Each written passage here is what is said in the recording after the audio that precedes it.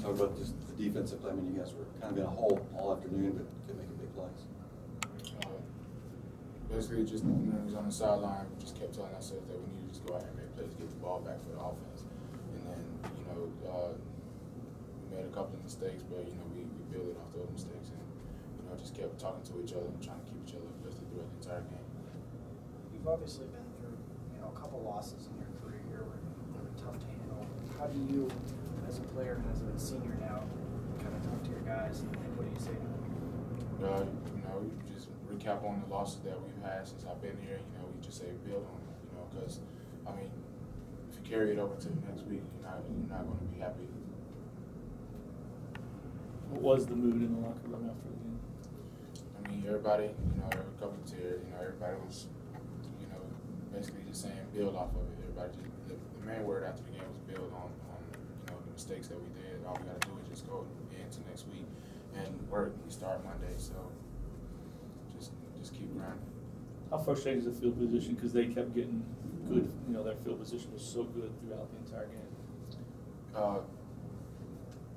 To be honest, I wasn't really worried about that, you know, because it doesn't matter where they are on the field. Our defense, I got faith in our defense where we're going to stop them wherever they are on the field. You know, we're down 20-7, kind of looking for a spark. That drive when you made two big plays. Can you kind of take us through what's going through your mind? I mean, you trying to kind of flip the script on the game. On the sideline, everybody was saying, "Lozo, we need you to step up. We need you to you've been quiet kind of a little bit in the game." And you know, it kind of started a little fire in the stomach. You know, it's like because I mean the defense is looking up to me, and I really need to make plays. So, you know, third down came in, had to get a sack, got the sack, and they threw the ball and I got a batted pass. So I felt good after coming back to the sideline and letting myself know that I, you know, gave our defense a chance. After that, and then when the offense got going, you take the lead, or are you thinking, okay, you know, we got this. We were able to battle back from that big hole. Yeah, there were a couple of fans behind us that were on our side, and I was telling them that that's all we needed was one more stop. And and when the offense actually drove down and did what they were supposed to do, we felt good because, you know, it's a team effort. We all decided to just, you know, we win the game in the fourth quarter. It's time to go. And then how deflating team effort and special teams when after you get the stop, the fumble, how deflating is that for on the sidelines? Like I said, I got faith in my team. We've all had some mishaps throughout my years here, but you know, I have faith in the offense. I have faith in our defense to, you know, make the game ours. What do you think of the atmosphere here, Lorenzo? Their fans were pretty loud when our offense was on the field. It felt good to have my first away game as a senior. And it didn't really too much distract me. I was just worried about our defense. Where did you get banged up on that play in the first half?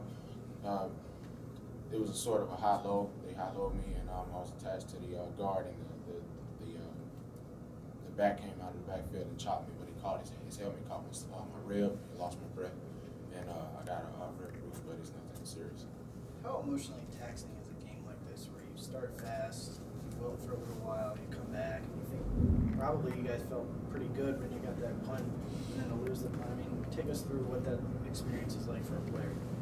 The entire process, you know, there are ups and downs in a football game.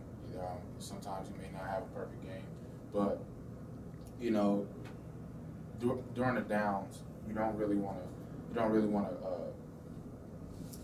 get too into it. You don't want to basically during your ups, you don't want to get too complacent because if you're down and you know what I'm saying, the sideline is just, you know, head down. Everybody's moping around. You know, you go out to the next drive and you know they make another big play. You can't really do that. You have to go out and forget the last play that you overcame. So pretty much just you don't really worry too much about it. Just keep going and go to the next play. Did he show you something coming back in the game and playing the way he did in the fourth quarter? I told him before the fourth quarter. I said, "Well, you have to step up. This is your game. You're gonna have to win this game." And he looked me in my eyes and just kept walking. So he didn't even have to say anything. I knew that he felt my words. So he went out there and did what he was supposed to do. Lorenzo, as a leader of the defense, how do you grade your defense on this game? We flew around to the ball. We made some tackles. We made a couple mistakes. If I were to grade A through D, I would give ourselves a C+.